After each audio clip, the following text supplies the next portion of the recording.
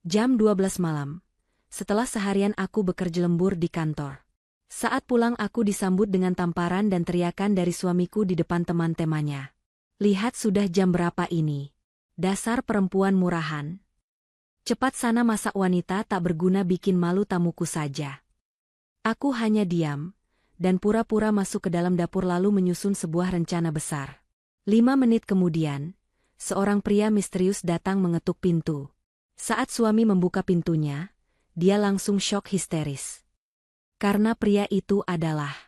Sebelum ceritanya dimulai, silahkan tulis di kolom komentar dari daerah mana saja teman-teman yang menonton cerita ini. Jangan lupa like dan subscribe agar channel ini bisa semakin berkembang dan bisa mempersembahkan cerita yang lebih menarik lagi. Jam dinding digital di lobi kantor baru saja berganti angka menjadi pukul 12 malam, tepat ketika Destina melangkahkan kakinya keluar dari gedung pencakar langit itu. Suasana jalanan ibu kota sudah mulai lengang, hanya menyisakan beberapa kendaraan yang melaju kencang membelah kesunyian malam. Tubuh wanita itu terasa remuk redam. Bahunya kaku setelah seharian penuh duduk menghadapi tumpukan berkas dan layar komputer, mengurusi masalah perusahaan yang sedang menghadapi audit besar-besaran. Sebagai seorang istri yang berbakti, ia tidak pernah mengeluh, meskipun rasa lelah itu seolah menggerogoti tulang-tulangnya. Ia merapatkan jaketnya, menghalau angin malam yang menusuk, sambil membetulkan letak hijabnya yang sedikit miring tertiup angin. Dalam benaknya, ia hanya membayangkan kasur empuk dan kehangatan selimut di rumah. Ia berharap suaminya sudah tidur, atau setidaknya menyambutnya dengan senyuman kecil, meski harapan itu terdengar semakin mustahil belakangan ini. Taksi yang ditumpanginya berhenti tepat di depan pagar rumah minimalis 2 lantai yang dibelinya 3 tahun lalu. Lampu ruang tamu masih menyala terang benderang, bahkan dari luar pagar, ia bisa mendengar suara gelak tawa laki-laki yang berisik. Hati Destina mencelos. Ia tahu apa artinya ini. Burhan, suaminya, pasti sedang membawa teman-temannya lagi ke rumah. Destina menghela napas panjang, mencoba menata hatinya agar tetap sabar. Ia membuka pintu pagar dengan perlahan, berharap tidak menarik perhatian, namun suara tawa dari dalam rumah semakin keras terdengar seiring langkahnya mendekati pintu utama. Ia memutar kunci, mendorong pintu kayu jati itu, dan pemandangan di hadapannya membuat rasa lelahnya seketika berubah menjadi rasa sesak yang menghimpit dada. Ruang tamu yang tadi pagi ia rapikan dengan teliti kini tampak seperti kapal pecah. Bungkus makanan ringan berserakan di mana-mana, gelas-gelas bekas minuman manis dan kopi berjejer kotor di atas meja, dan asap rokok mengepul tebal membuat udara di ruangan itu terasa pengap dan menyesakan. Burhan duduk di sofa tengah bak seorang raja, dikelilingi oleh 3 orang temannya yang juga terlihat berantakan. Mereka tertawa terbahak-bahak membahas sesuatu yang tidak penting, sama sekali tidak peduli dengan jam yang sudah menunjukkan tengah malam. Kehadiran Destina di ambang pintu seketika menghentikan tawa mereka. Hening menyergap ruangan itu selama beberapa detik. Namun bukan keheningan yang ramah, melainkan keheningan yang penuh dengan tatapan meremehkan. Burhan menoleh, matanya yang merah karena kurang tidur menatap tajam ke arah istrinya. Tidak ada senyum, tidak ada pertanyaan lembut tentang kabar atau pekerjaan. Pria itu justru bangkit dari duduknya dengan kasar, membuat meja di depannya sedikit berguncang. Ia berjalan mendekati Destina dengan langkah lebar dan wajah yang memerah menahan amarah yang tidak beralasan. Destina hanya diam, ia terlalu lelah untuk berdebat. Namun, Burhan tidak memberinya kesempatan untuk sekadar bernapas lega. Tanpa peringatan, tangan kekar suaminya itu melayang di udara dan mendarat keras di pipi kiri Destina. Suara tamparan itu terdengar begitu nyaring di tengah keheningan malam, memecah suasana canggung yang sempat tercipta. Kepala Destina tertoleh ke samping akibat kerasnya benturan itu. Rasa perih dan panas seketika menjalar di pipinya, namun rasa sakit di hatinya jauh lebih besar. Ia memegang pipinya yang mulai terasa berdenyut, menatap suaminya dengan pandangan tidak percaya. Belum sempat ia mengucapkan sepatah kata pun, Burhan sudah mulai berteriak dengan nada tinggi, jarinya menunjuk-nunjuk tepat di depan wajah Destina. Lihat sudah jam berapa ini, dasar perempuan murahan. Teriak Burhan dengan suara menggelegar yang mungkin terdengar hingga ke rumah tetangga. Ia tidak peduli bahwa teman-temannya menonton adegan itu. Justru, ia tampak ingin memamerkan kekuasaannya sebagai seorang suami di depan mereka. Kita sudah duduk di sini kelaparan, tidak ada makanan. Kamu ini istri macam apa? Pulang larut malam keluyuran tidak jelas. Sementara suamimu dan tamu-tamu terhormat ini dibiarkan kelaparan. Cepat sana masak, wanita tak berguna. Kamu hanya bikin malu aku saja di depan tamuku. Teman-teman Burhan yang duduk di sofa kembali tertawa. Kali ini tawa mereka terdengar mengejek dan merendahkan. Salah satu dari mereka bahkan menyeletuk dengan nada sinis. menyuruh Destina untuk segera membuat kopi dan mie instan, karena perut mereka sudah keroncongan. Destina merasakan matanya memanas, air mata mendesak ingin keluar, tetapi ia menahannya sekuat tenaga. Ia tidak akan menangis di depan manusia-manusia yang tidak punya hati ini. Ia tidak akan membiarkan mereka melihatnya hancur. Destina menarik napas dalam-dalam, menegakkan punggungnya, dan menatap Burhan sekilas. Tatapan itu bukan tatapan takut seperti biasanya, melainkan tatapan dingin yang kosong. Tanpa mengucapkan satu patah kata pun, Destina melangkah melewati Burhan. Ia tidak pergi ke kamar untuk menangis, melainkan berjalan lurus menuju dapur. Burhan yang melihat istrinya menurut merasa menang. Ia kembali duduk di sofa sambil mendengus kasar, lalu berkata kepada teman-temannya dengan nada sombong bahwa perempuan memang harus diberi pelajaran keras agar tahu posisinya.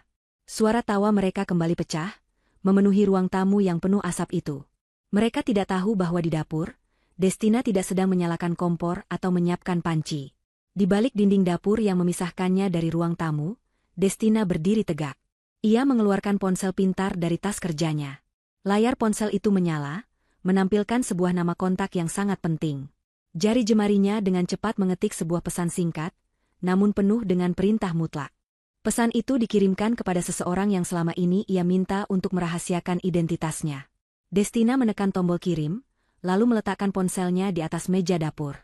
Ia menghitung dalam hati.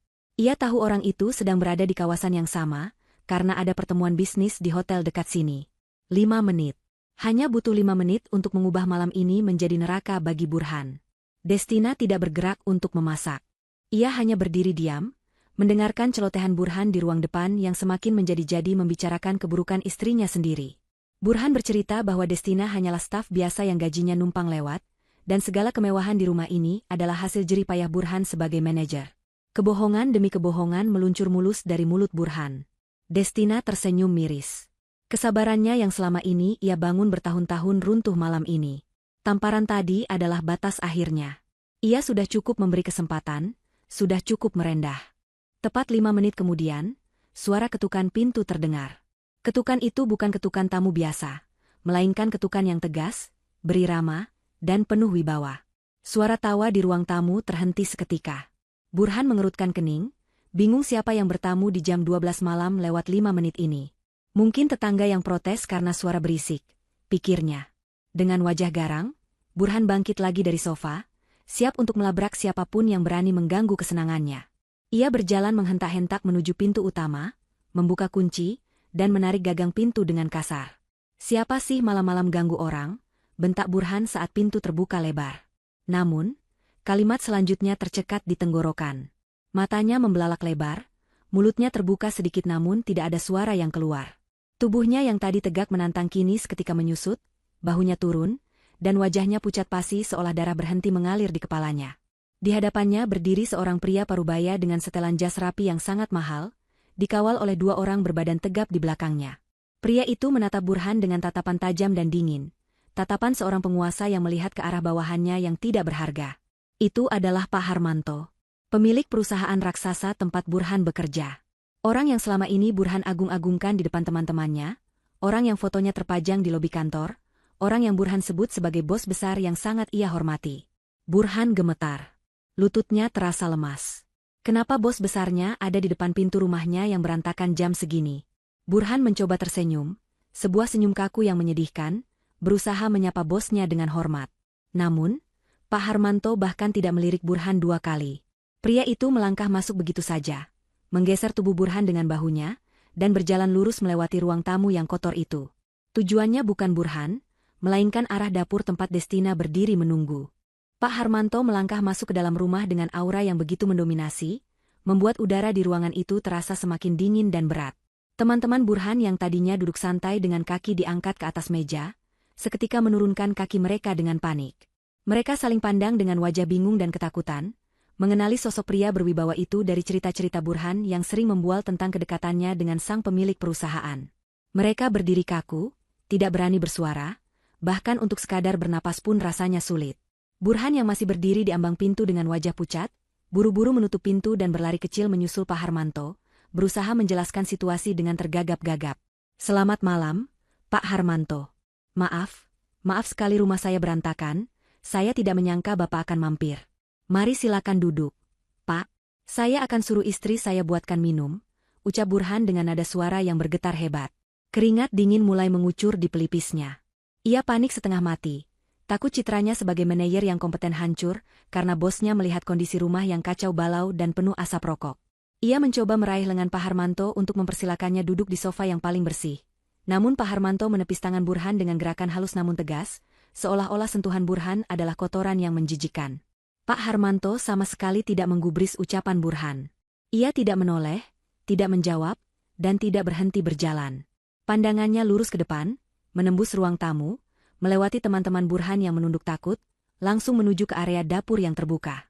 Di sana, Destina masih berdiri dengan tenang, bersandar pada meja dapur sambil bersedekap. Ekspresi wajah Destina datar, tidak ada sisa ketakutan atau kesedihan yang tadi sempat terlihat saat ia ditampar. Saat Pak Harmanto tiba di hadapan Destina, suasana di ruangan itu berubah menjadi sangat hening. Begitu hening hingga suara detak jam dinding terdengar seperti dentuman palu godam. Hal yang terjadi selanjutnya membuat jantung Burhan seakan berhenti berdetak.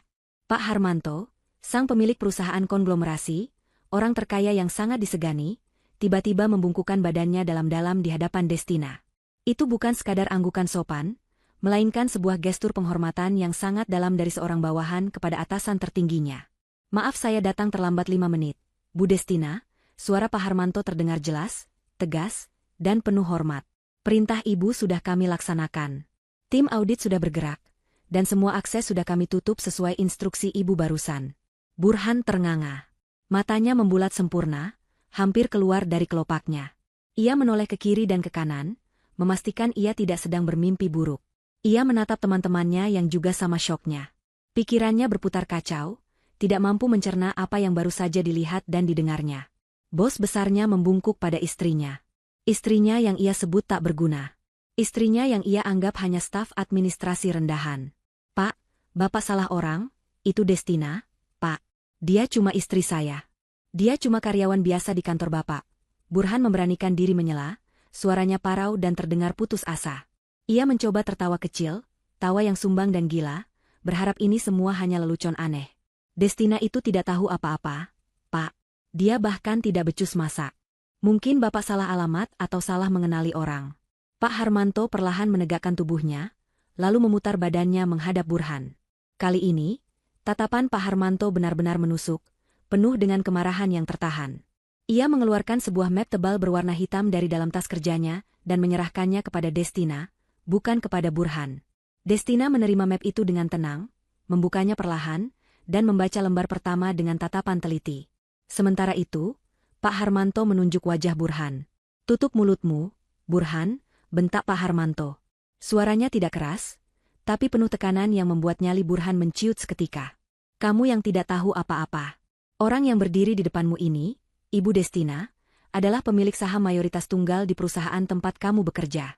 Beliau adalah putri kandung dari pendiri perusahaan, pewaris sah seluruh aset yang selama ini kamu nikmati. Posisi manajer yang kamu banggakan itu diberikan atas tanda tangan Ibu Destina, karena dia kasihan melihat suaminya yang pengangguran dulu merengek minta pekerjaan. Kata-kata itu menghantam Burhan lebih keras daripada pukulan fisik. Lututnya benar-benar menyerah, ia jatuh terduduk di lantai keramik yang dingin. Otaknya mencoba menyangkal, tapi fakta-fakta mulai tersusun di kepalanya. Bagaimana Destina selalu tenang saat ia membual tentang pekerjaan, bagaimana karirnya melesat naik dengan mudah tanpa prestasi yang jelas, dan bagaimana rumah mewah ini dibeli atas nama Destina. Teman-teman Burhan yang mendengar itu perlahan mulai mundur teratur. Mereka mengambil barang-barang mereka diam-diam, ingin segera kabur dari tempat itu sebelum terkena imbas masalah raksasa ini. Namun, pengawal Pak Harmanto dengan sigap berdiri di depan pintu keluar, memblokir jalan mereka dengan wajah garang. Destina menutup map hitam itu dengan suara blak yang keras. Ia melangkah maju mendekati Burhan yang masih terduduk lemas di lantai. Destina menatap suaminya dari atas, sorot matanya yang biasanya lembut kini berubah menjadi sedingin es di kutub utara. Ia tidak perlu berteriak seperti Burhan. Harismanya sebagai pemilik kekuasaan yang sesungguhnya kini terpancar keluar, membuat sosoknya terlihat begitu agung dan menakutkan di mata Burhan. Kamu bilang kamu lapar, Mas? Tanya Destina pelan, namun suaranya menggema di telinga Burhan. Kamu bilang aku wanita tak berguna yang cuma bikin malu? Destina melempar map hitam itu tepat ke wajah Burhan. Kertas-kertas di dalamnya berhamburan keluar, menutupi tubuh Burhan. Itu adalah surat pemecatanmu. Dan surat pembekuan seluruh aset yang kamu pakai. Mobil dinas, kartu kredit perusahaan, tunjangan jabatan, semuanya ditarik per detik ini. Makanlah kertas-kertas itu kalau kamu lapar. Burhan dengan tangan gemetar memungut salah satu kertas yang jatuh di pangkuannya. Di sana tertulis jelas, surat pemutusan hubungan kerja tidak hormat, dengan alasan penyalahgunaan fasilitas dan perilaku tidak etis. Di bagian bawahnya, tertera tanda tangan yang sangat ia kenal. Tanda tangan yang sering ia lihat di dokumen-dokumen penting perusahaan. Namun ia tidak pernah sadar bahwa itu adalah tanda tangan istrinya sendiri.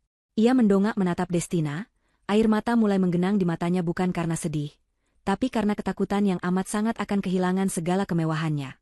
Destina, sayang, ini tidak mungkin. Kamu bercanda kan? Kita suami istri, sayang.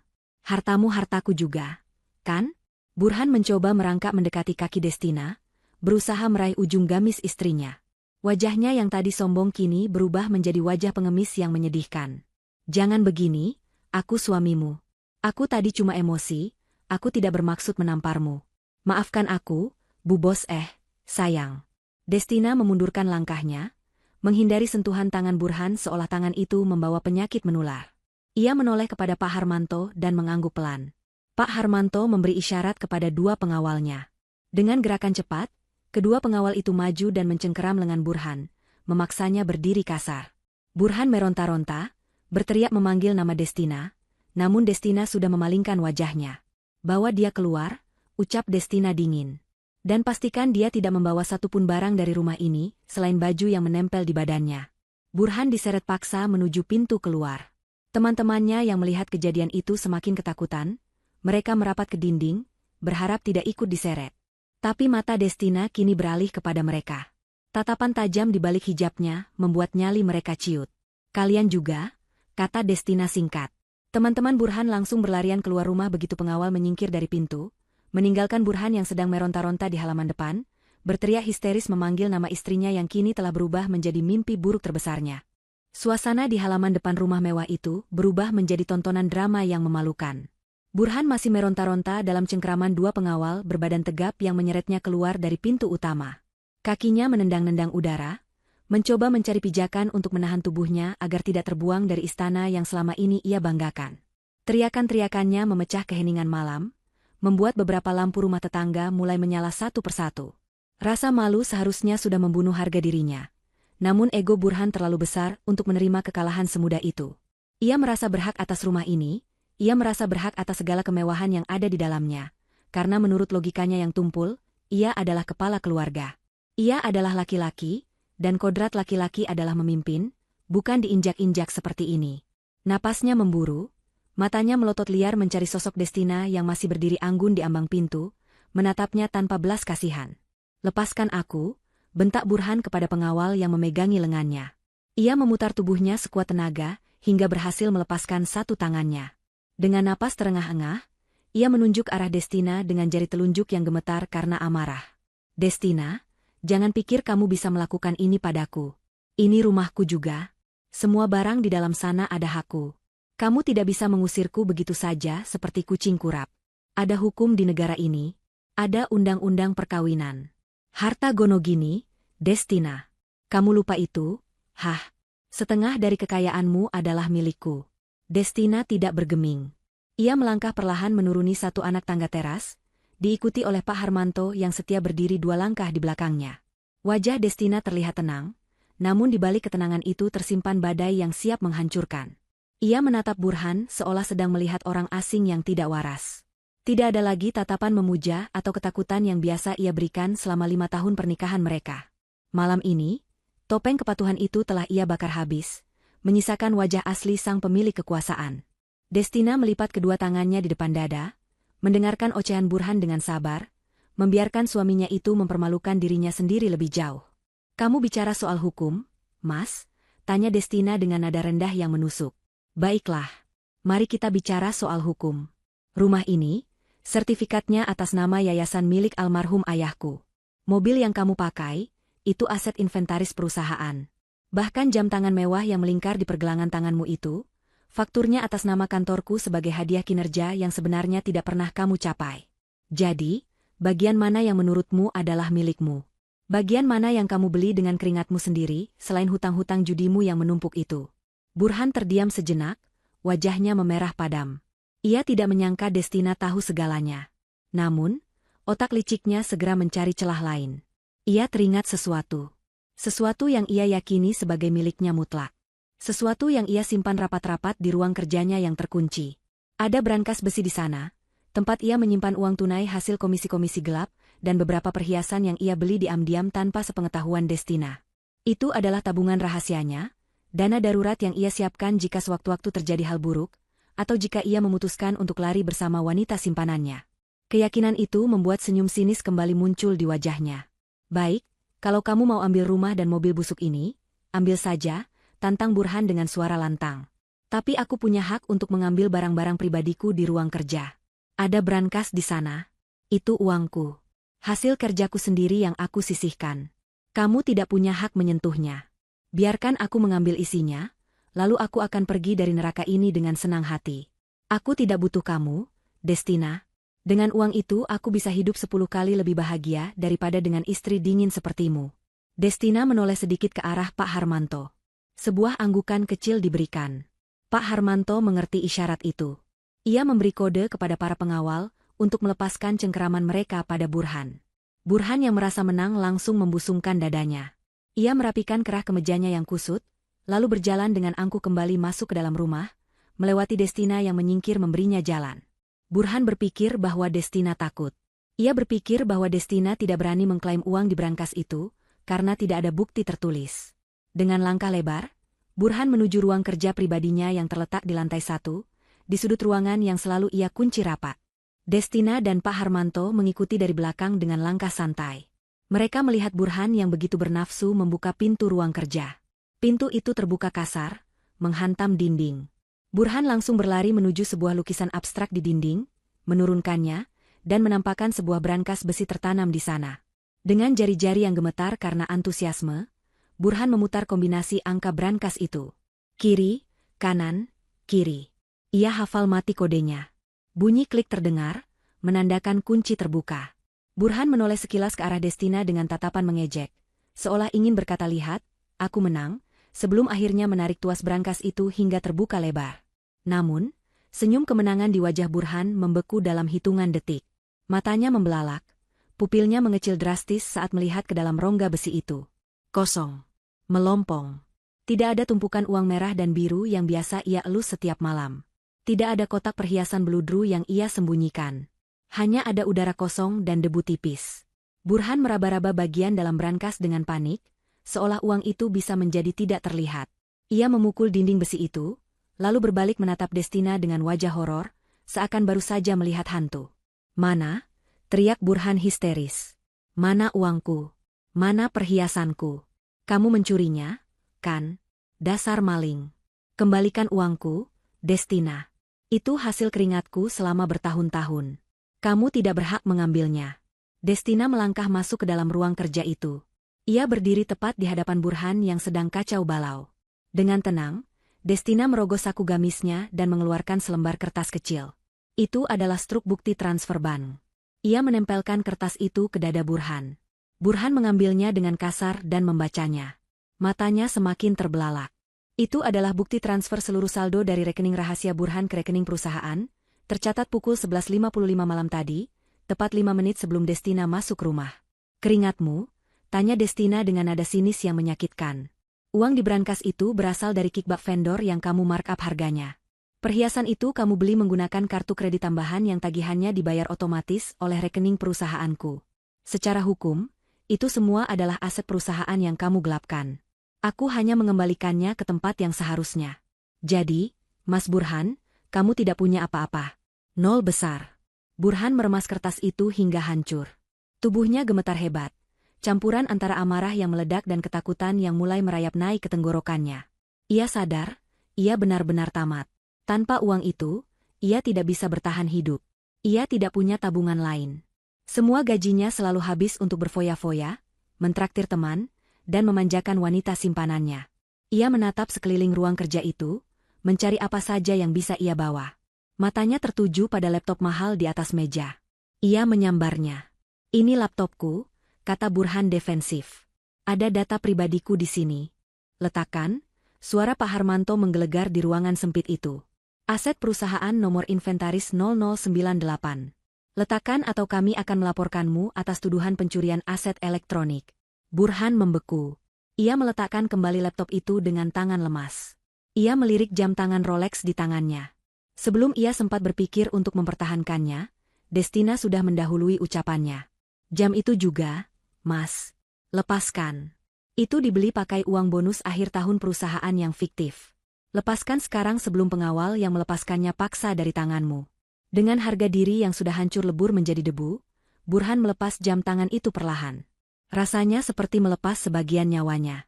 Ia meletakkan jam itu di meja dengan bunyi klak yang menyedihkan. Kini ia hanya berdiri dengan kemeja kusut dan celana bahan yang ia pakai. Ia merasa telanjang. Ia merasa kecil.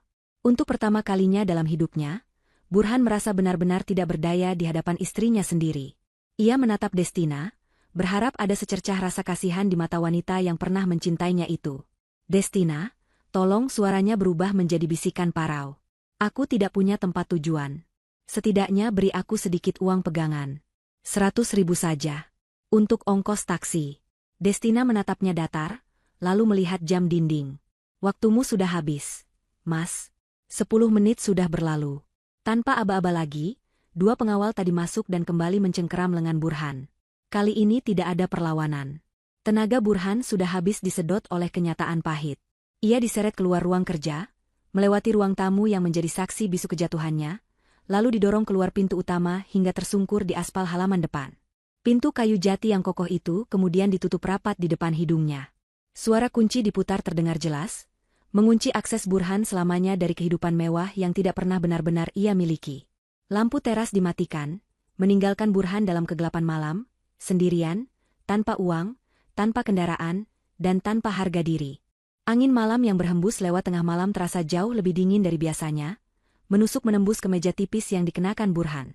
Ia bangkit berdiri dengan susah payah, membersihkan lutut celananya yang kotor terkena debu aspal. Kakinya terasa berat, seolah ada besi bertonton yang menggelayutinya. Ia menatap pagar rumah yang kini tertutup rapat dan terkunci. Tidak ada lagi penjaga yang membukakan pintu untuknya, tidak ada lagi sorot lampu hangat dari dalam. Rumah itu kini tampak seperti benteng raksasa yang menolaknya, berdiri angkuh di bawah sinar rembulan. Burhan meludah ke tanah, mencoba membuang rasa pahit yang memenuhi mulutnya, namun rasa pahit itu berasal dari dalam hatinya sendiri, rasa pahit dari kekalahan telak yang baru saja ia telan bulat-bulat. Burhan mulai melangkahkan kakinya menyusuri trotoar kompleks perumahan elit itu. Sun. Hanya suara langkah kakinya sendiri yang terdengar menyeret. Pikirannya berkecamuk, berputar-putar mencari jalan keluar. Ia merogoh saku celananya, mencari dompet. Masih ada di sana. Dengan tangan gemetar, ia membukanya di bawah keremangan lampu jalan. Ada beberapa kartu kredit platinum dan kartu debit prioritas berjejer rapi. Sempat ada secercah harapan di hatinya. Mungkin Destina hanya menggertak. Tidak mungkin dia bisa memblokir semuanya secepat itu. Kan? Ban butuh proses.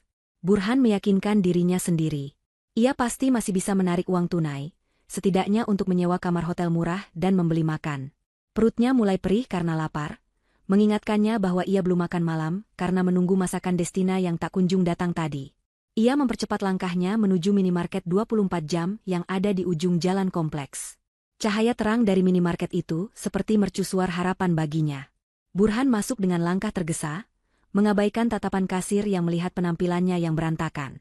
Ia langsung mengambil 2 botol air mineral besar, sebungkus roti, dan 1 bungkus rokok. Ia butuh nikotin untuk menenangkan sarafnya yang tegang. Dengan percaya diri, ia meletakkan barang-barang itu di meja kasir dan mengeluarkan kartu kredit utamanya, kartu berwarna hitam yang selalu ia pamerkan pada teman-temannya. "Silakan, Mas," kata kasir itu sambil memasukkan kartu ke mesin EDC. Burhan menunggu dengan tidak sabar, mengetuk-ngetukkan jarinya di meja kaca. Namun, suara bea panjang yang menyebalkan terdengar dari mesin itu. Kasir itu mengerutkan kening, mencoba menggosok chip kartu dan memasukkannya lagi. Sekali lagi, suara penolakan itu terdengar. "Maaf, Pak. Kartunya declinet. Keterangannya, pick up card, atau disita. Apa ada kartu lain?" Tanya kasir itu dengan sopan namun curiga. Wajah Burhan memerah.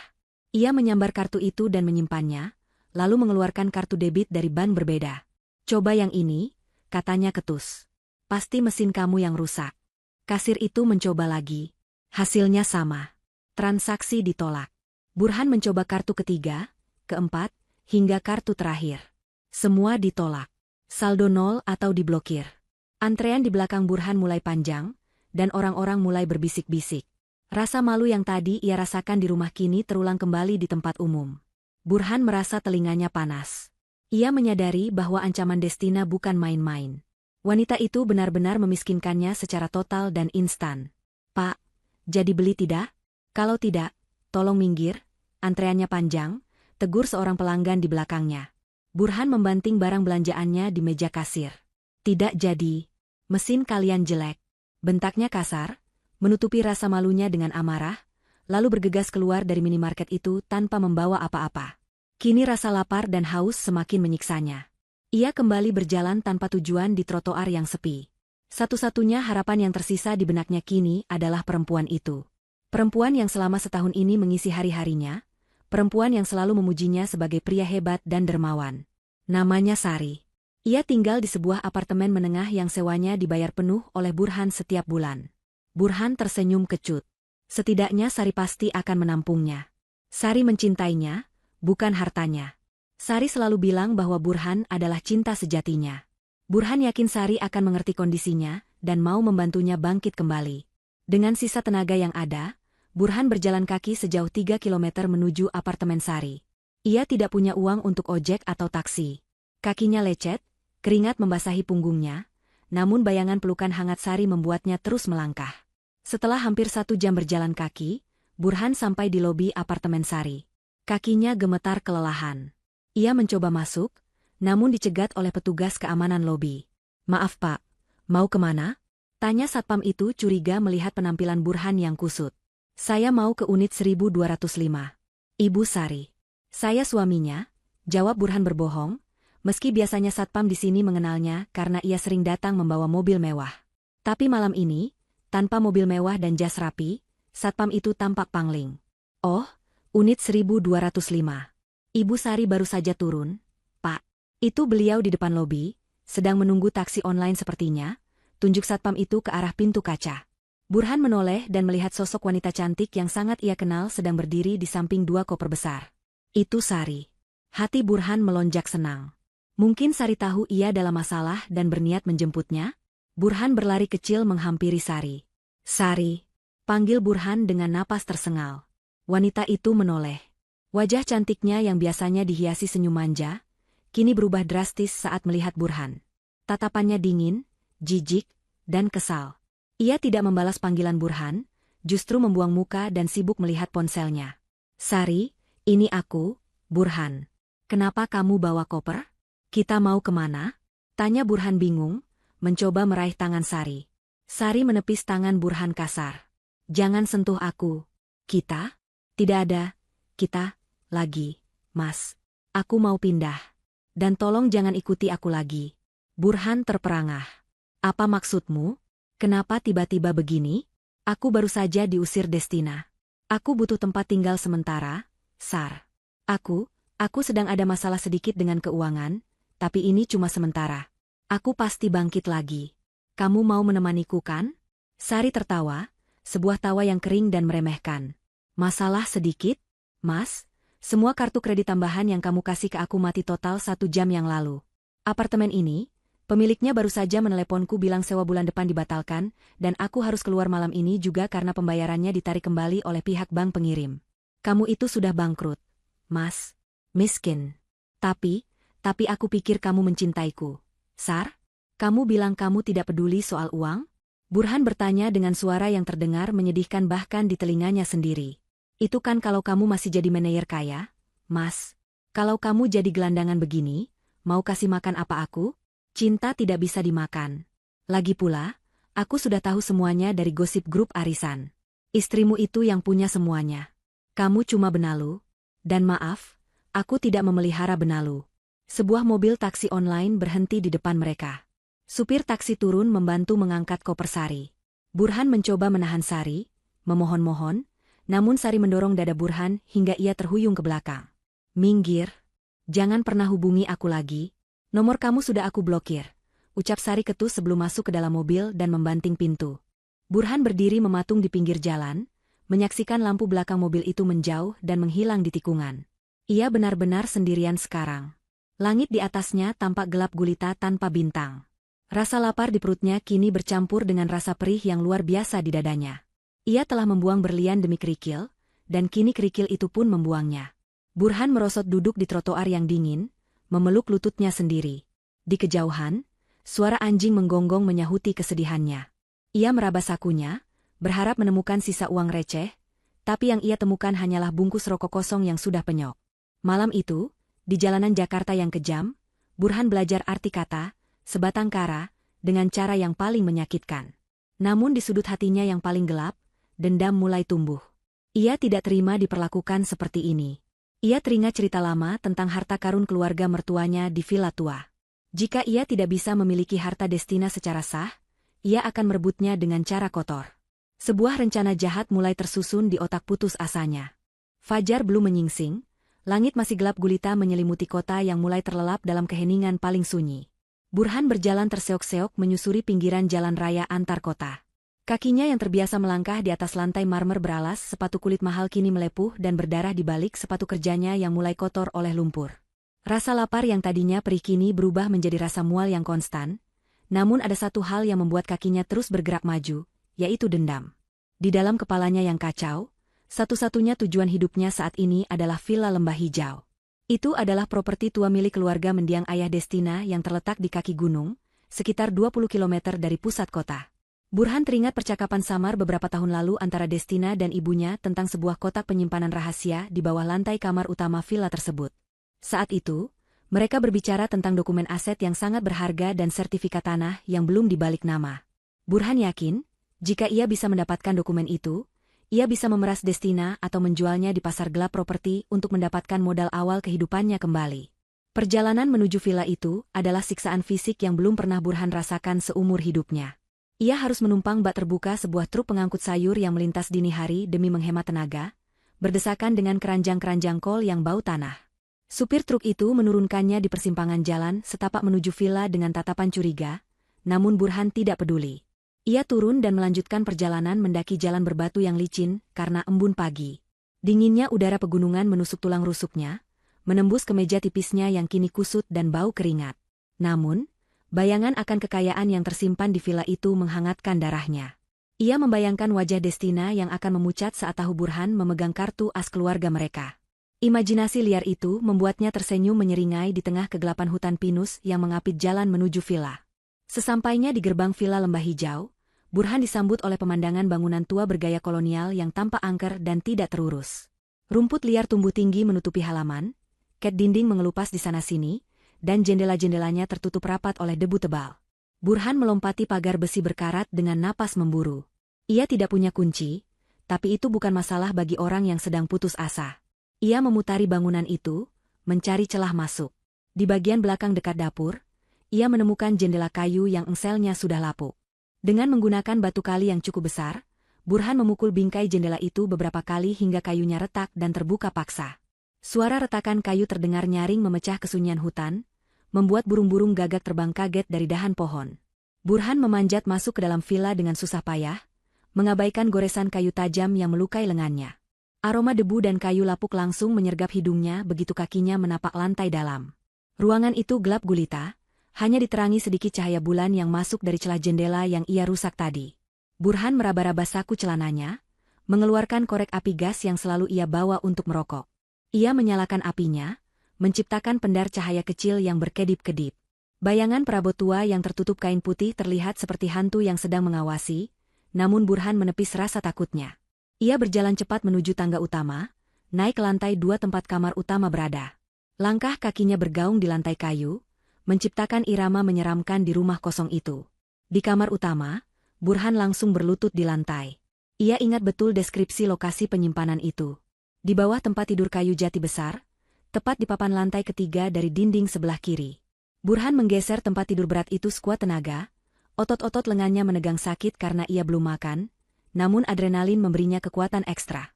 Setelah tempat tidur tergeser, ia mulai mengetuk-ngetuk lantai kayu dengan kepalan tangannya. Duk, duk, Duk. Suaranya padat. Ia pindah ke papan sebelahnya. Duk, duk, tak. Suara itu berbeda. Ada rongga di bawahnya. Jantung Burhan berdegup kencang, seakan mau meledak. Ini dia. Harta karun itu ada di sini. Dengan menggunakan ujung sabuk besinya, Burhan mencongkel papan kayu itu. Paku-paku tua yang sudah berkarat menyerah dengan mudah. Papan itu terangkat, menampakkan sebuah lubang persegi gelap di bawahnya. Di dalam lubang itu, terdapat sebuah kotak besi tua berwarna hitam yang terlihat kokoh. Burhan tertawa kecil, tawa yang terdengar gila dan putus asa. Ia mengangkat kotak itu dengan tangan gemetar. Pasti isinya emas batangan atau tumpukan sertifikat tanah, pikirnya. Ia meletakkan kotak itu di lantai, lalu mencoba membuka kuncinya. Gemboknya sudah tua. Sekali pukul dengan batu yang ia bawa dari luar tadi, gembok itu patah. Dengan napas tertahan, Burhan membuka tutup kotak itu lebar-lebar. Matanya melotot, siap melihat kilauan harta. Namun, apa yang ia lihat membuat darahnya membeku seketika. Tidak ada emas.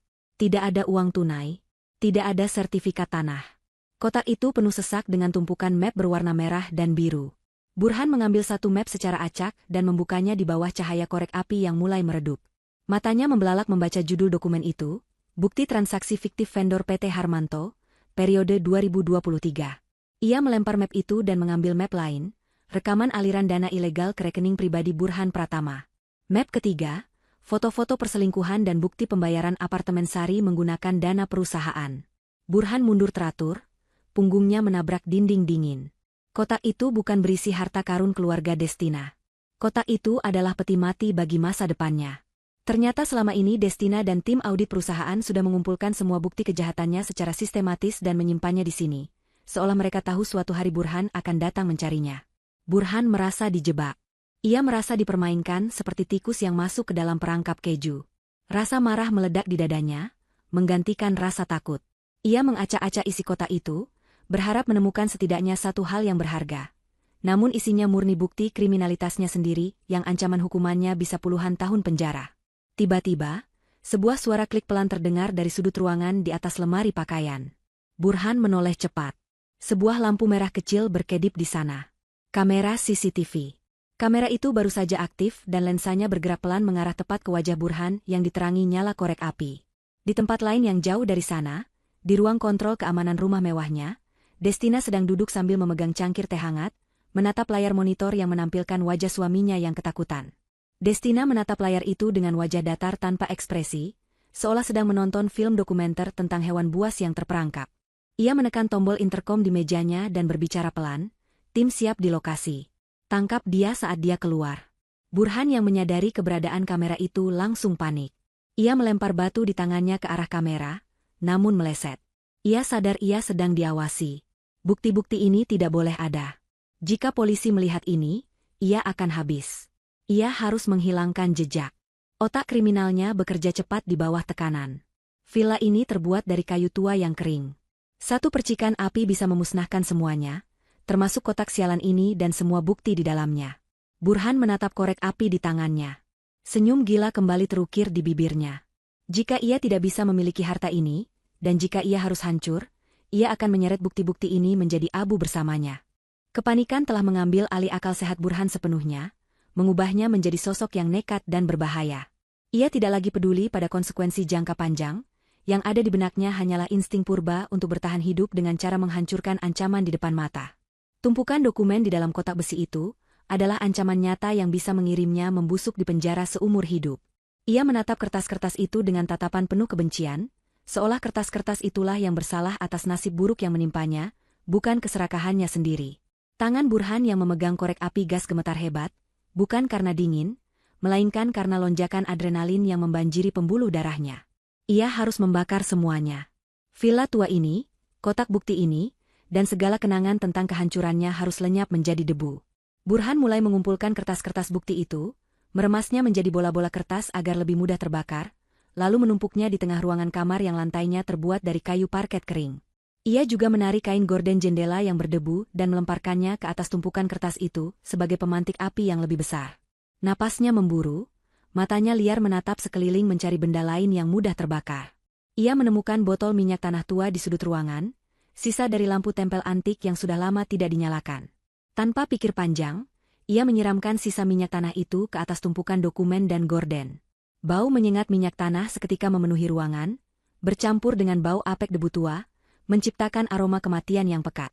Selamat tinggal, bukti sialan, desis Burhan dengan suara parau. Ia memantik korek apinya. Lidah api kecil berwarna biru dan jingga menari-nari tertiup angin dari jendela yang pecah. Dengan gerakan cepat, ia melemparkan korek api yang menyala itu ke tumpukan kertas yang sudah basah oleh minyak. Wush! Api seketika menyambar dengan ganas, menjilat tinggi ke udara dalam hitungan detik. Panas yang menyengat langsung menerpa wajah Burhan, memaksanya mundur beberapa langkah. Cahaya oranye terang kini menerangi seluruh ruangan yang tadinya gelap gulita, menciptakan bayangan-bayangan mengerikan yang menari di dinding. Suara kerta api yang melahap kertas dan kayu tua terdengar, seperti musik kemenangan di telinga Burhan. Ia menatap kobaran api itu dengan tatapan puas sesaat. Dokumen-dokumen berisi bukti transfer ilegal, foto perselingkuhan, dan catatan korupsi itu perlahan menghitam, menggulung, dan berubah menjadi abu. Burhan merasa beban berat di pundaknya sedikit terangkat. Tanpa bukti fisik, Destina tidak akan bisa menuntutnya seberat itu, pikirnya naif. Ia merasa telah menang satu langkah. Namun, api itu tidak hanya memakan dokumen. Lidah api mulai merambat ke lantai kayu yang kering kerontang, menjalar ke dinding, dan menyambar rangka tempat tidur. Asap hitam tebal mulai mengepul, memenuhi ruangan dengan cepat, membuat Burhan terbatuk-batuk hebat. Ia sadar ia tidak bisa berlama-lama di sana. Villa ini adalah jebakan maut yang siap runtuh menimpanya. Burhan berbalik dan berlari keluar kamar, menuruni tangga kayu yang mulai terasa panas. Di belakangnya, suara gemuruh api yang membesar terdengar semakin menakutkan, seperti raungan naga yang sedang marah. Ia tersandung di anak tangga terakhir, jatuh terguling ke lantai dasar, namun segera bangkit lagi meski lututnya terasa nyeri luar biasa. Asap sudah mulai turun ke lantai bawah, membuat pandangannya kabur dan matanya perih berair. Ia meraba-raba dinding mencari jalan menuju jendela belakang tempat ia masuk tadi. Paru-parunya terasa sesak. Setiap tarikan napas terasa seperti menghirup jarum panas. Ia harus keluar sekarang juga atau ia akan mati terpanggang bersama bukti kejahatannya sendiri. Akhirnya, tangan Burhan menyentuh bingkai jendela yang pecah. Dengan sisa tenaga terakhirnya, ia memanjat keluar, menjatuhkan dirinya ke rumputan basah di halaman belakang villa.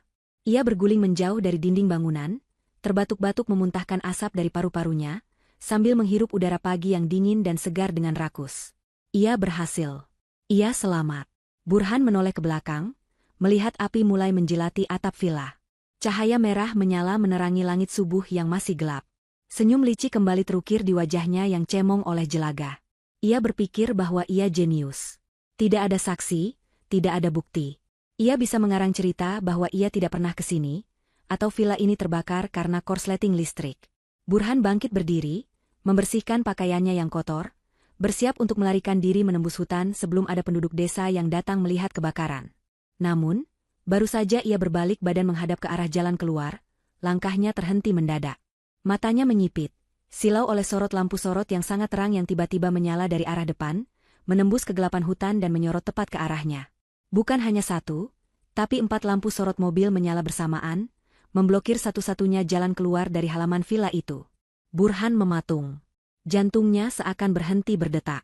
Dari balik silau lampu itu, samar-samar ia melihat siluet beberapa orang berdiri tegak. Suara sirine polisi yang khas meraung pendek, wiu-wiu, memecah keheningan hutan, diikuti oleh suara tegas dari pengeras suara. Burhan Pratama, jangan bergerak. Anda sudah terkepung. Angkat tangan di atas kepala. Kaki Burhan lemas seketika. Ia mengangkat kedua tangannya dengan gemetar. Perlahan, penglihatan matanya mulai beradaptasi dengan cahaya terang itu. Ia melihat 2 mobil patroli polisi dan sebuah mobil sedan hitam mewah yang sangat ia kenal. Pintu belakang mobil sedan itu terbuka. Seorang wanita turun dengan anggun, mengenakan gamis berwarna abu-abu gelap dan hijab senada yang berkibar pelan tertiup angin pagi. Itu Destina. Wajahnya tenang, dingin, dan tidak menunjukkan emosi sedikitpun saat melihat villa tua keluarganya dilalap api di belakang punggung Burhan. Di sebelahnya berdiri Pak Harmanto dan seorang perwira polisi berpangkat tinggi. Destina berjalan mendekat, dikawal oleh polisi, hingga jaraknya hanya beberapa meter dari Burhan. Ia menatap Burhan yang terlihat menyedihkan, kotor, bau asap, dan ketakutan.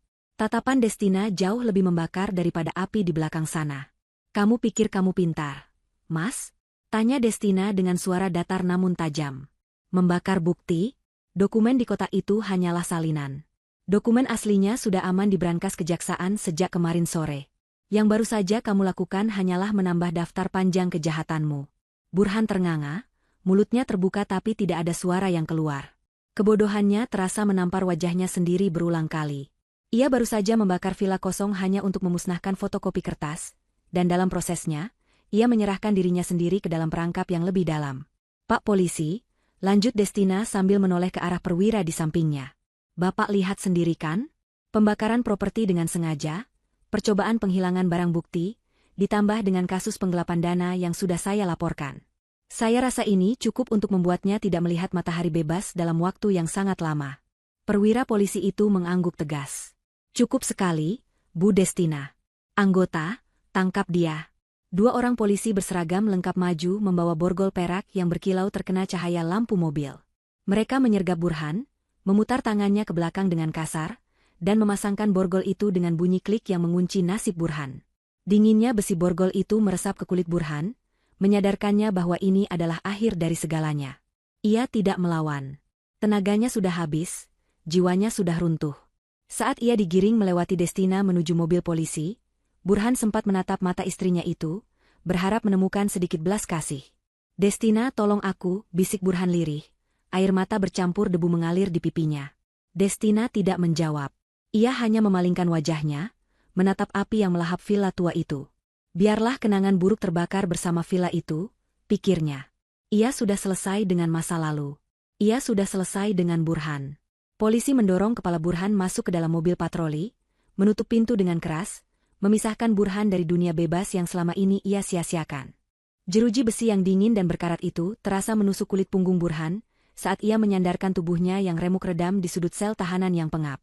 Bau apek yang menyengat hidung, campuran dari keringat kering, lumut yang tumbuh di dinding lembab, dan aroma toilet yang tidak terurus, membuatnya ingin memuntahkan isi perutnya yang sudah kosong sejak semalam. Namun, tidak ada yang keluar selain cairan bening yang pahit, sama pahitnya dengan nasib yang kini harus ia telan bulat-bulat. Cahaya matahari pagi yang masuk melalui celah ventilasi kecil di langit-langit sel seolah mengejeknya, mengingatkannya bahwa di luar sana dunia sedang berjalan seperti biasa, orang-orang sedang menikmati sarapan hangat, berangkat kerja dengan mobil nyaman, dan tertawa bersama keluarga. Sementara dia, Burhan Pratama, mantan manajer yang disegani, kini meringkuk seperti tikus got yang terperangkap dalam kotak beton sempit berukuran 3 kali 4 meter. Ia tidak sendirian di sana. Di sudut lain, seorang tahanan bertato naga yang sedang tidur mendengkur keras, membuat nyali Burhan semakin ciut. Ia menarik kakinya, memeluk lutut erat-erat, mencoba melindungi dirinya dari dinginnya lantai semen yang tidak beralas tikar sedikitpun. Pikiran Burhan berkecamuk hebat, melompat-lompat dari rasa takut menjadi amarah, lalu berubah menjadi penyangkalan yang menyedihkan. Ia masih tidak percaya bahwa hidupnya bisa berbalik 180 derajat, hanya dalam waktu kurang dari 6 jam. Semalam ia masih duduk di sofa empuk rumah mewahnya, memerintah istrinya, dan tertawa bersama teman-temannya. Sekarang, ia adalah seorang kriminal yang tertangkap basah membakar properti orang lain. Tapi bukan rasa bersalah yang menghantui pikirannya, melainkan rasa dendam yang semakin membara kepada Destina. Dalam benak Burhan yang sudah terdistorsi oleh egonya sendiri, Destina adalah penjahat yang sebenarnya. Istrinya itulah yang menjebaknya, yang menyembunyikan kekayaan, yang mempermalukannya, dan yang membuatnya melakukan tindakan nekat membakar villa itu. Burhan meyakinkan dirinya sendiri bahwa ia adalah korban dari konspirasi jahat istrinya yang licik. Ia bergumam pelan, merutuki nama Destina berulang kali seperti mantra kutukan, berjanji akan membalas semua perlakuan ini begitu ia keluar nanti. Suara langkah kaki berat sepatu laras panjang petugas polisi yang mendekat membuat Burhan tersentak kaget. Ia buru-buru bangkit berdiri, merapikan kemejanya yang sudah hangus sebagian dan penuh noda jelaga, berharap masih bisa terlihat berwibawa di depan aparat. Seorang petugas polisi muda dengan wajah datar berhenti di depan selnya, mengetuk jeruji besi dengan tongkat pentungan, menimbulkan suara denting logam yang nyaring dan menyakitkan telinga. Petugas itu memberitahu bahwa pengacara yang diminta Burhan sudah datang dan sedang menunggu di ruang pertemuan. Secercah harapan seketika menyala di mata Burhan. Ia menghembuskan napas lega yang panjang. Akhirnya, bantuan datang. Ia tahu ia bisa mengandalkan Pak Rusdi, pengacara senior yang dulu pernah ia bantu memenangkan sengketa tanah kecil-kecilan. Burhan yakin Pak Rusdi akan bisa memutarbalikkan fakta dan membebaskannya dari lubang neraka ini. Dengan langkah tergesa, Burhan mengulurkan tangannya melalui celah jeruji agar petugas bisa memasangkan borgol, sebuah prosedur yang ia benci setengah mati namun harus ia jalani demi bertemu sang penyelamat. Burhan digiring melewati lorong-lorong kantor polisi yang sibuk. Tatapan mata orang-orang yang berpapasan dengannya membuatnya menunduk malu. Ia merasa telanjang tanpa jas mahalnya, tanpa jam tangan mewahnya, dan tanpa status sosialnya. Sesampainya di ruang pertemuan yang tertutup kaca satu arah, Burhan melihat sosok pria parubaya dengan setelan jas rapi sedang duduk menunggunya. Itu Pak Rusdi. Burhan hampir menangis saking leganya. Ia langsung duduk di kursi berhadapan dengan pengacara itu, mencondongkan tubuhnya ke depan dengan antusias, seolah ingin segera menumpahkan semua keluh kesah dan strategi pembelaan yang sudah ia susun di kepalanya. Pak Rusdi menatapnya dengan tenang. Ekspresinya sulit dibaca di balik kacamata tebalnya, namun Burhan mengartikan ketenangan itu sebagai tanda profesionalisme dan kepercayaan diri. Pak Rusdi, syukurlah Bapak datang, ucap Burhan dengan suara bergetar, air mata buaya mulai menggenang di pelupuk matanya. Bapak harus tolong saya. Istri saya gila, Pak. Dia menjebak saya. Dia yang membakar villa itu lalu menuduh saya. Semua bukti yang polisi punya itu palsu. Bapak harus tuntut balik dia. Saya mau bebas hari ini juga, Pak. Saya punya uang. Nanti begitu aset saya cair, saya bayar Bapak 2 kali lipat. Tidak, 3 kali lipat dari tarif biasa. Burhan terus mencerocos tanpa henti, menyemburkan kebohongan demi kebohongan, berusaha meyakinkan pengacaranya bahwa ia tidak bersalah sama sekali. Pak Rusdi mengangkat tangannya perlahan, memberi isyarat agar Burhan diam. Gerakan itu begitu otoriter, hingga membuat Burhan seketika menutup mulutnya. Pengacara itu membuka tas kulitnya, mengeluarkan sebuah map berwarna biru tua, dan meletakkannya di atas meja. Ia menatap Burhan lurus-lurus, lalu berbicara dengan nada rendah dan serius. Pak Burhan, dengarkan saya baik-baik. Situasi Bapak sangat kritis. Polisi punya rekaman CCTV yang sangat jelas saat Bapak menyiramkan minyak tanah. Mereka juga punya saksi mata dari warga sekitar yang melihat Bapak memanjat jendela.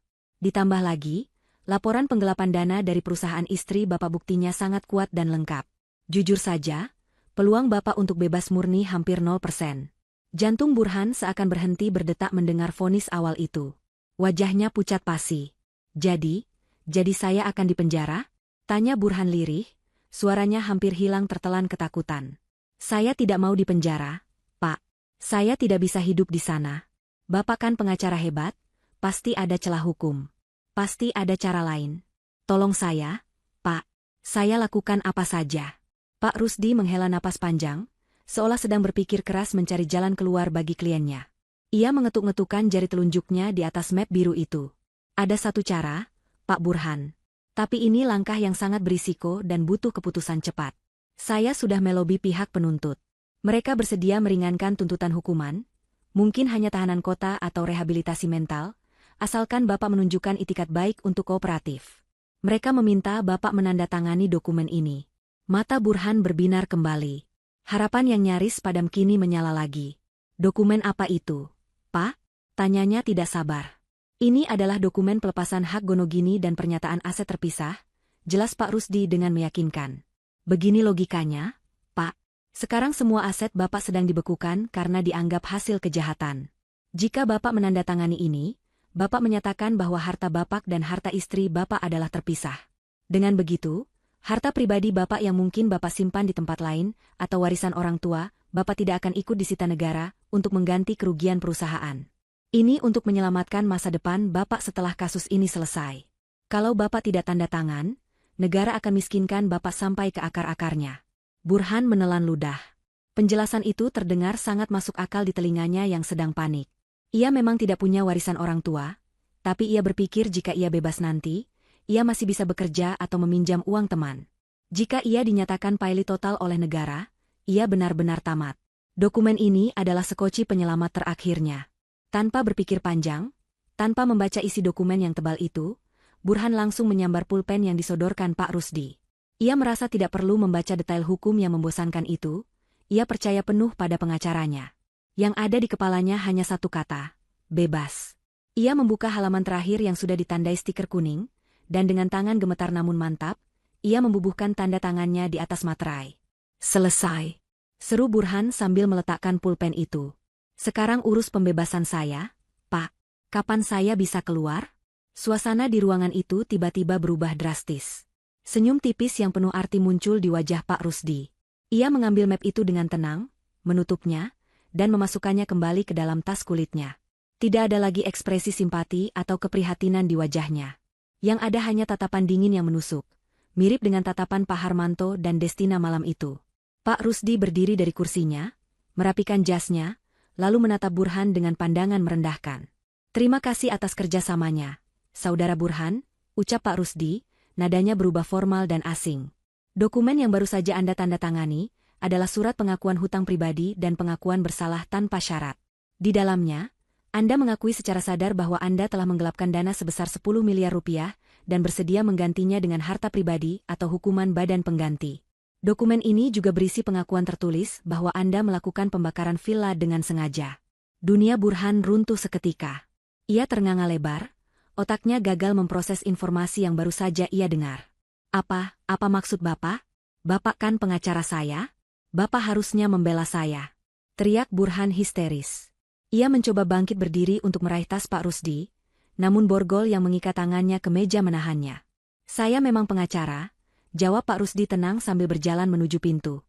"Tapi sejak pagi ini, surat kuasa saya sudah dicabut karena Anda tidak mampu membayar jasa saya. Dan kebetulan, firma hukum saya adalah konsultan hukum tetap untuk PT Harmanto. Jadi secara teknis, saya mewakili kepentingan Ibu Destina untuk mendapatkan pengakuan tertulis ini agar proses hukum Anda berjalan lebih cepat dan efisien. Selamat menikmati hari-hari Anda di sel, Pak Burhan." "Tidak. Penipu. Kau penipu." Burhan berteriak sekuat tenaga, wajahnya memerah padam karena amarah yang meledak-ledak. Urat-urat lehernya menonjol keluar saat ia meronta-ronta di kursinya, mencoba melepaskan diri. Ia merasa dibodohi, dikhianati, dan dihancurkan sehancur-hancurnya. Pengacara itu, satu-satunya harapannya, ternyata adalah agen ganda yang dikirim oleh Destina untuk memastikan ia tidak punya celah sedikit pun untuk lolos. Pak Rusdi keluar dari ruangan itu tanpa menoleh lagi, meninggalkan Burhan yang meraung-raung seperti binatang terluka. Petugas polisi masuk dan menyeret Burhan kembali ke selnya. Sepanjang jalan, Burhan terus berteriak memaki nama Pak Rusdi, Destina, dan seluruh dunia yang bersekongkol melawannya. Namun teriakan itu sia-sia. Pintu sel kembali dikunci, meninggalkan Burhan dalam kegelapan yang lebih pekat dari sebelumnya. Kini ia tidak hanya kehilangan harta dan kebebasan, tapi ia juga telah menandatangani vonis kematiannya sendiri dengan tangannya sendiri. Rasa sesal yang amat sangat mulai merayap naik, mencekik lehernya, namun semuanya sudah terlambat. Ia benar-benar sendirian di dalam lubang yang ia gali sendiri. Hari persidangan yang ditunggu-tunggu akhirnya tiba. Gedung pengadilan negeri pagi itu dipadati oleh awak media yang haus akan berita sensasional. Kasus ini telah menjadi buah bibir di seluruh kota.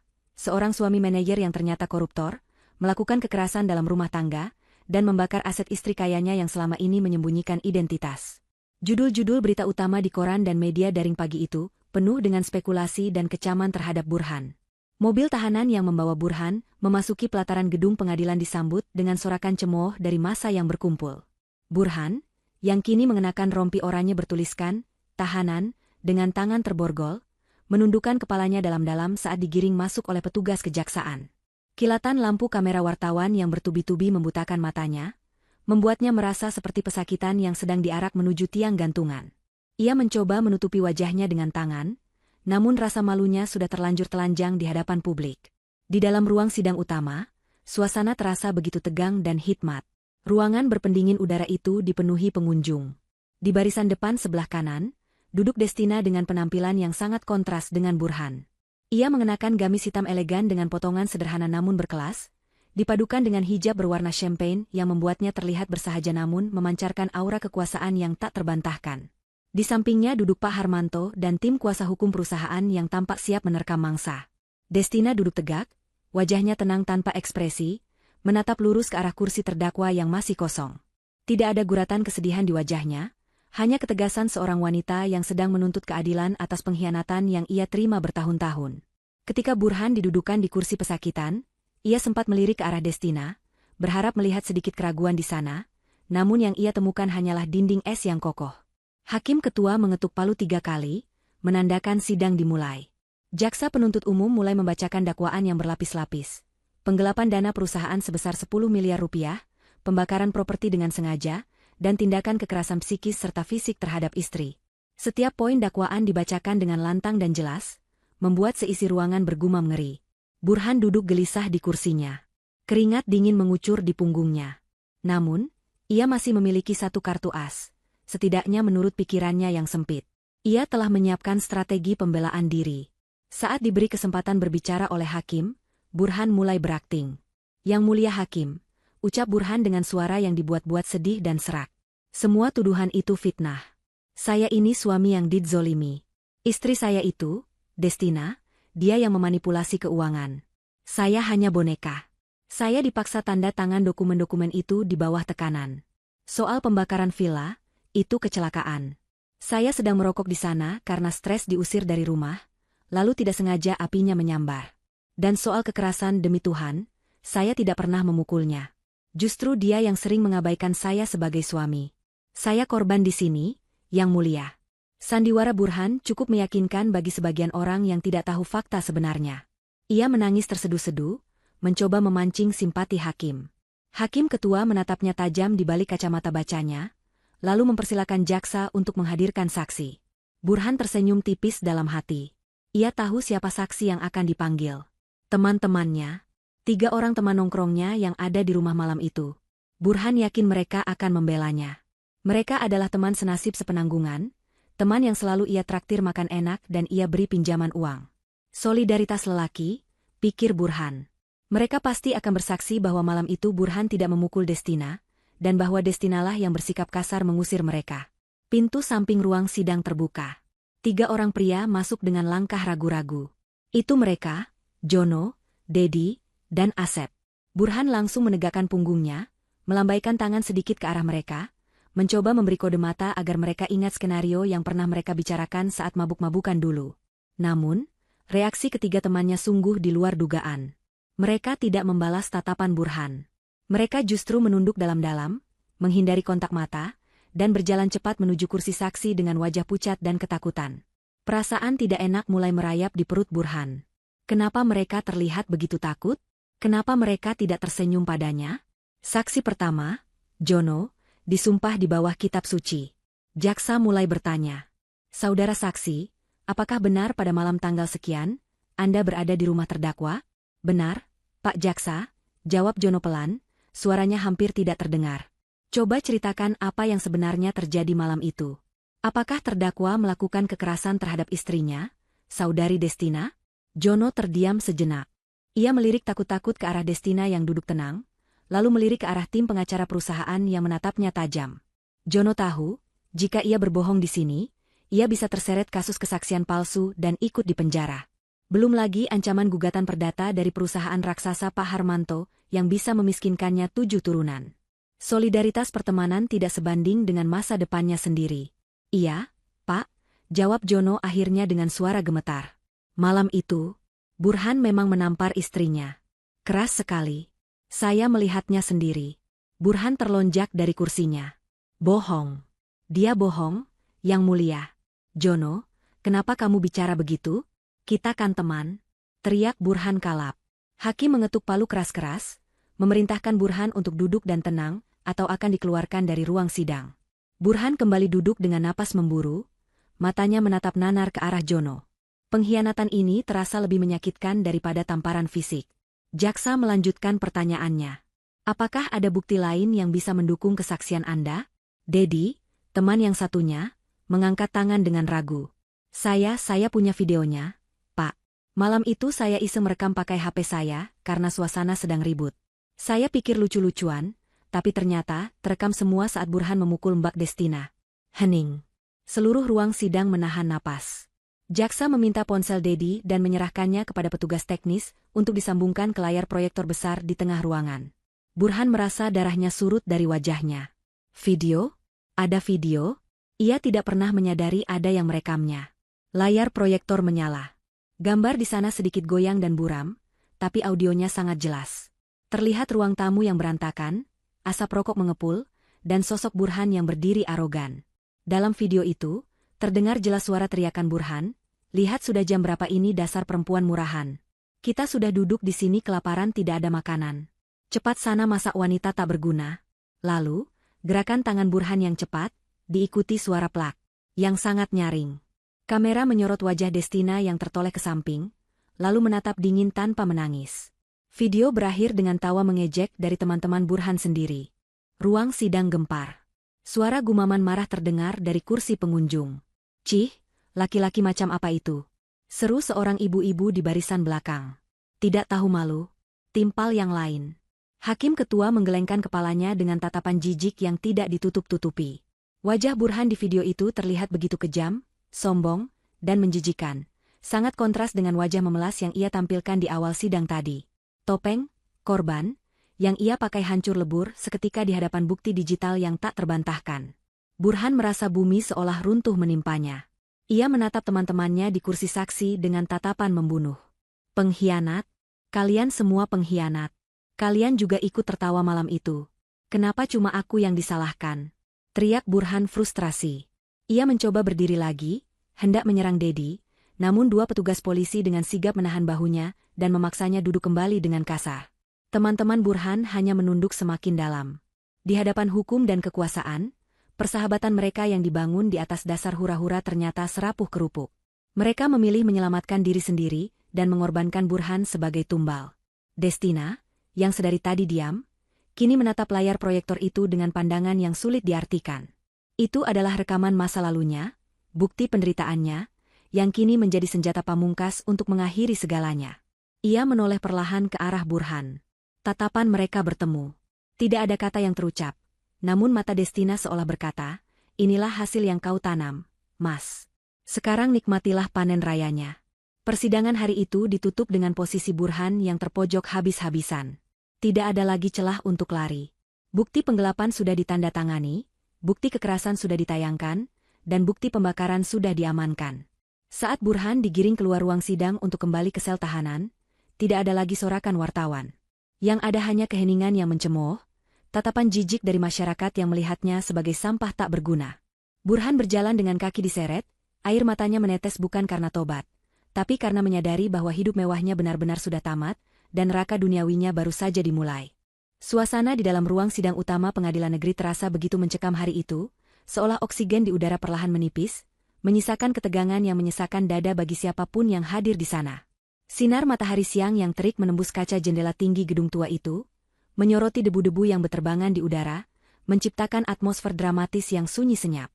Ratusan pasang mata tertuju pada satu titik di tengah ruangan, pada sosok pria yang duduk merosot di kursi pesakitan dengan kepala tertunduk dalam. Burhan Pratama, nama yang dulu ia banggakan sebagai simbol kesuksesan semu, kini terdengar seperti lelucon pahit di telinganya sendiri. Ia meremas jemarinya yang dingin dan berkeringat, mencoba menghentikan getaran hebat yang melanda seluruh tubuhnya. Jantungnya berdegup kencang, memukul-mukul rongga dadanya dengan ritme yang menyakitkan, seiring dengan detak jarum jam dinding yang seakan menghitung mundur sisa waktu kebebasannya. Di hadapannya, majelis hakim yang terdiri dari 3 orang duduk dengan wibawa agung, wajah mereka datar dan tegas, tidak menunjukkan sedikitpun belas kasihan. Hakim ketua, seorang pria parubaya dengan rambut memutih dan kacamata tebal, memperbaiki posisi duduknya. Ia mengambil berkas putusan yang tebal, membolak-balik halamannya dengan gerakan lambat yang menyiksa batin Burhan. Suara kertas yang bergesekan terdengar begitu nyaring di ruangan yang hening itu. Burhan memberanikan diri melirik ke arah kursi pengunjung di sebelah kanan. Di sana, Destina duduk dengan tenang, didampingi oleh Pak Harmanto dan tim pengacaranya. Wajah wanita itu tetap sama seperti saat sidang pertama, dingin dan tak tersentuh. Tidak ada senyum kemenangan, tidak ada air mata kesedihan. Ia hanya duduk diam, memandang lurus ke depan seolah sedang menyaksikan adegan film yang sudah ia ketahui akhir ceritanya. Ketenangan Destina justru menjadi teror tersendiri bagi Burhan. Ia lebih berharap Destina marah, berteriak, atau menangis, karena itu menandakan masih ada emosi yang tersisa. Namun ketiadaan emosi itu menegaskan satu hal. Bagi Destina, Burhan sudah tidak ada artinya lagi. Hakim ketua mulai membacakan putusan dengan suara bariton yang menggema ke seluruh penjuru ruangan. Kata demi kata yang keluar dari mulut hakim terasa seperti paku yang dipalu satu persatu ke dalam peti mati kehidupan Burhan. Hakim menguraikan secara rinci semua fakta persidangan yang telah terbukti secara sah dan meyakinkan. Mulai dari rekayasa laporan keuangan perusahaan, penggelapan dana vendor, penggunaan aset perusahaan untuk kepentingan pribadi yang melanggar hukum, hingga tindakan kekerasan dalam rumah tangga yang didukung oleh bukti visum dan rekaman video. Belum lagi tindakan nekat membakar villa bersejarah yang dikategorikan sebagai perusakan properti orang lain dengan pemberatan, karena dilakukan untuk menghilangkan barang bukti. Burhan memejamkan matanya rapat-rapat, tidak sanggup mendengar daftar dosa-dosanya dibacakan di depan umum. Setiap kalimat hakim disambut dengan anggukan setuju dari para pengunjung sidang yang mayoritas membenci arogansi Burhan. Sampailah pada bagian yang paling ditunggu. Hakim ketua menarik napas panjang sebelum membacakan amar putusan. Mengadili, menyatakan terdakwa Burhan Pratama terbukti secara sah dan meyakinkan bersalah melakukan tindak pidana korupsi, penggelapan dalam jabatan, kekerasan dalam rumah tangga, dan pembakaran properti. Menjatuhkan pidana kepada terdakwa oleh karena itu dengan pidana penjara selama 15 tahun. Suara palu diketuk 1 kali. Toh, Burhan tersentak, napasnya tercekat. 15 tahun. Itu setengah dari usia hidupnya saat ini. Namun hakim belum selesai. Dan denda sebesar 2 miliar rupiah, dengan ketentuan apabila denda tersebut tidak dibayar, maka diganti dengan pidana kurungan selama 2 tahun. Serta mewajibkan terdakwa membayar ganti rugi material kepada PT Harmanto sebesar 10 miliar rupiah, yang apabila tidak sanggup dibayar, maka seluruh aset atas nama terdakwa akan disita oleh negara dan dilelang. To. 3 ketukan palu terakhir mengakhiri segalanya. Dunia Burhan gelap seketika. Telinganya berdengung hebat, menutupi suara riuh tepuk tangan dan gumaman puas dari para pengunjung sidang. Kakinya yang lemas tidak sanggup menopang tubuhnya lagi. Ia nyaris melorot dari kursi jika tidak segera ditahan oleh 2 petugas kejaksaan yang sigap berdiri di sampingnya. 15 tahun penjara ditambah hutang miliaran yang tidak mungkin bisa ia bayar seumur hidup. Itu artinya ia akan membusuk di dalam sel sampai tua, dan keluar sebagai pengemis papa yang tidak punya apa-apa. Ia menoleh liar ke arah Destina, berharap ada keajaiban, berharap istrinya itu akan berdiri dan memohon keringanan pada hakim. Namun Destina sudah berdiri, merapikan gamisnya, dan berbalik badan berjalan menuju pintu keluar, tanpa menoleh sedikit pun ke arah Burhan.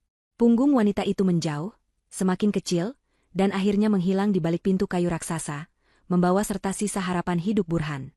Proses selanjutnya berjalan seperti mimpi buruk yang kabur.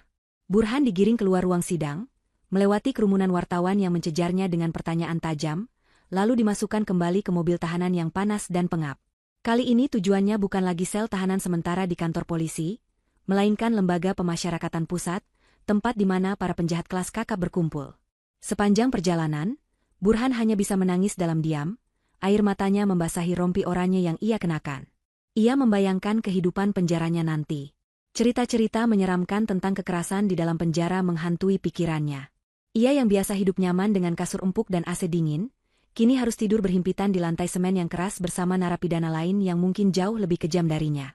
2 minggu setelah vonis dijatuhkan, Burhan mendekam di blok masa pengenalan lingkungan di penjara besar itu. Rambutnya sudah dicukur habis hingga botak, wajahnya tirus, dan kulitnya kusam. Suatu siang, seorang sipir memanggil namanya dengan kasar. Burhan Pratama, ada kunjungan. Cepat keluar. Jantung Burhan melonjak. Kunjungan? Siapa yang mau mengunjunginya? Orang tuanya sudah meninggal, teman-temannya sudah mengkhianatinya, dan wanita simpanannya sudah kabur. Hanya ada satu kemungkinan. Destina. Harapan naif kembali tumbuh di hatinya. Mungkin Destina sudah memaafkannya. Mungkin Destina datang untuk memberitahu bahwa ia akan membayar jaminan atau mengurus banding. Burhan buru-buru membasuh wajahnya dengan air keran toilet, mencoba terlihat sedikit lebih segar, lalu berjalan mengikuti sipir menuju ruang kunjungan. Di ruang kunjungan yang dibatasi oleh kaca tebal dan jeruji besi, Burhan melihat sosok itu. Destina duduk di seberang sana, memegang gagang telepon interkom. Ia terlihat bersinar, kontras sekali dengan lingkungan penjara yang suram. Burhan duduk di kursinya, tangannya gemetar saat meraih gagang telepon di sisinya. Destina. Sayang akhirnya kamu datang, ucap Burhan dengan suara parau yang penuh kerinduan palsu. Aku tahu kamu tidak tega melihatku di sini. Tolong aku, Des. Keluarkan aku dari sini. Aku tidak kuat. Di sini mengerikan. Makanannya basi, orang-orangnya jahat. Aku janji, demi Tuhan aku janji, kalau aku keluar nanti aku akan jadi suami yang baik. Aku akan cuci kakimu setiap hari. Aku akan jadi budakmu. Tolong bicara sama pengacara Pak Harmanto, cabut tuntutannya, Des. Aku mohon. Destina menatap Burhan dengan pandangan yang sulit diartikan. Ada rasa kasihan, tapi bukan kasihan karena cinta, melainkan kasihan seperti melihat binatang yang terluka parah namun tidak bisa diselamatkan. Ia mendengarkan semua ocehan dan janji manis Burhan tanpa menyela. Setelah Burhan selesai menangis dan memohon, Destina baru membuka mulutnya. Suaranya terdengar jernih melalui speaker telepon. Aku datang ke sini bukan untuk membebaskanmu, Mas, kata Destina tenang. Aku datang untuk memberikan ini.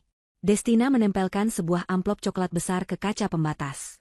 Mata Burhan menyipit melihat tulisan di amplop itu, akta cerai. Sidang perceraian kita sudah diputus secara first take kemarin, karena kamu sedang menjalani masa hukuman dan tidak bisa hadir. Pengadilan mengabulkan semua gugatanku. Kita sudah resmi bercerai, Mas. Burhan menggelengkan kepalanya kuat-kuat. Tidak. Tidak mungkin. Aku tidak mau cerai. Kamu istriku. Kamu harus patuh pada suamimu. Jangan tinggalkan aku, Destina. Siapa yang akan mengurusku nanti? Destina menarik kembali amplop itu dan meletakkannya di meja. Suamiku sudah mati, Mas, ucapnya dingin. Suamiku mati tepat di malam jam 12 itu, saat dia lebih memilih memberi makan egonya daripada menghargai istrinya yang lelah bekerja. Pria yang duduk di depanku sekarang hanyalah orang asing. Seorang narapidana yang harus mempertanggungjawabkan perbuatannya. Tapi harta Gonogini, Burhan mencoba bernegosiasi lagi, kembali ke sifat aslinya yang serakah. Ingat dokumen yang kamu tanda tangani di kantor polisi? Potong Destina cepat. Kamu sudah melepaskan semuanya. Kamu tidak punya hak atas 1 sen pun uangku.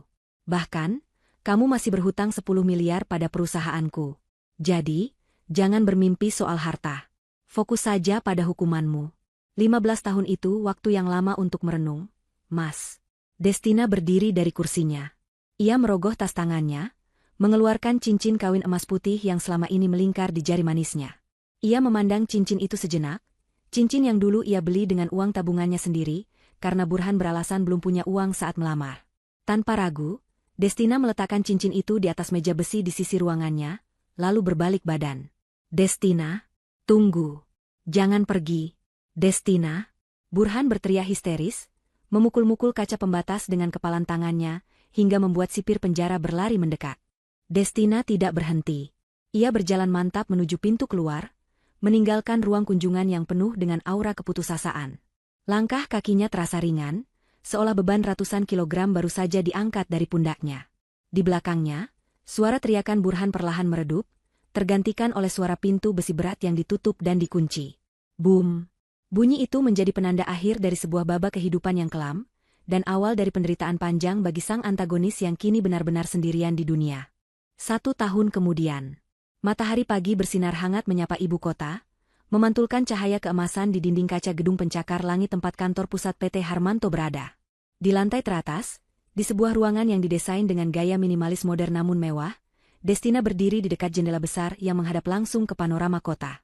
Ia memegang cangkir porselen berisi teh melati hangat, menikmati aromanya yang menenangkan. Penampilannya kini jauh lebih segar dan berwibawa. Hijabnya tertata rapi dengan gaya yang elegan, mencerminkan posisinya sebagai CEO yang disegani. Tidak ada lagi lingkaran hitam di bawah matanya, akibat begadang mengurusi pekerjaan sambil menahan batin. Kini, wajahnya memancarkan aura kedamaian dan kebahagiaan yang tulus. Pintu ruangan diketuk pelan. Masuk, ucap Destina lembut. Pak Harmanto melangkah masuk dengan senyum lebar, membawa sebuah tablet di tangannya. Selamat pagi, Bu Destina.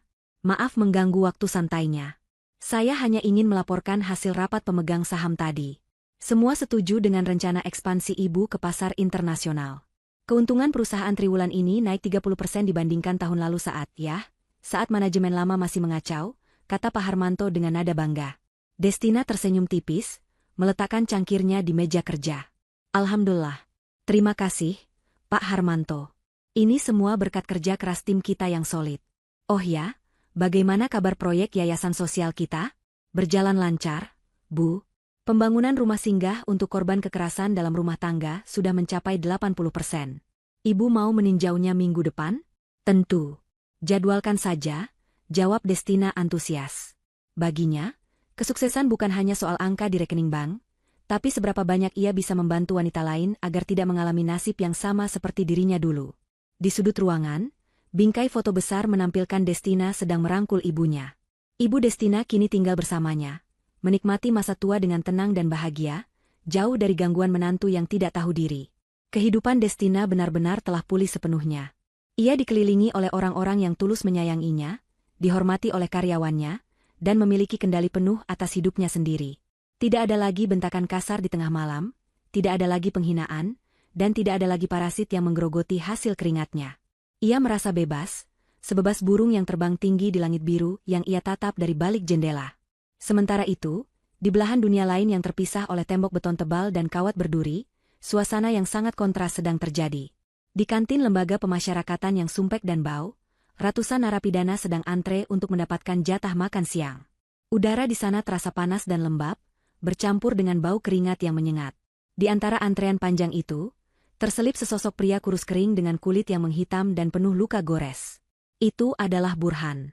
Penampilannya sudah tidak bisa dikenali lagi. Tulang pipinya menonjol tajam, matanya cekung dengan lingkaran hitam pekat, dan kepalanya botak plontos. Tidak ada lagi sisa-sisa kegagahan mantan manajer kaya raya. Yang ada hanyalah sosok manusia yang hancur lebur secara fisik dan mental. Burhan memegang piring plastik oranye dengan tangan gemetar. Perutnya berbunyi keras. Rasa lapar yang menyiksa sudah menjadi teman akrabnya selama setahun terakhir. Di penjara ini, hukum rimba berlaku. Yang kuat berkuasa, yang lemah menjadi mangsa. Dan Burhan, yang masuk tanpa uang pelicin dan tanpa bekingan geng, berada di kasta terendah. Ia menjadi kacung bagi narapidana lain, disuruh mencuci celana dalam, memijat, hingga membersihkan toilet setiap hari. Setelah mengantre selama setengah jam, Burhan akhirnya mendapatkan jatah makannya. Sepiring nasi pera dengan lauk tempe orek kecil dan sayur nangka yang kuahnya bening seperti air cucian beras. Porsi itu sangat sedikit, jauh dari cukup untuk mengisi perut orang dewasa. Namun bagi Burhan, itu adalah harta karun. Ia berjalan hati-hati mencari tempat duduk, takut menumpahkan makanannya. Saat ia hendak duduk di bangku panjang, seorang narapidana bertubuh besar dan bertato naga, kepala geng di blok itu, meletakkan kakinya di atas bangku, menghalangi Burhan. "Eits, mau duduk di mana lu, bos?" tanya napi itu dengan nada mengejek. Bos itu panggilan sindiran untuk Burhan yang dulu sombong. "Maaf, Bang. Saya mau makan," jawab Burhan lirih, menunduk takut. "Makan? Enak aja lu mau makan. Pijitin dulu kaki gue, pegel nih abis main bola," perintah napi itu seenaknya. Burhan menelan ludah. Ia sangat lapar. "Bang, tolong bang. Saya makan dulu sedikit saja. Perut saya sakit, mak saya kambuh.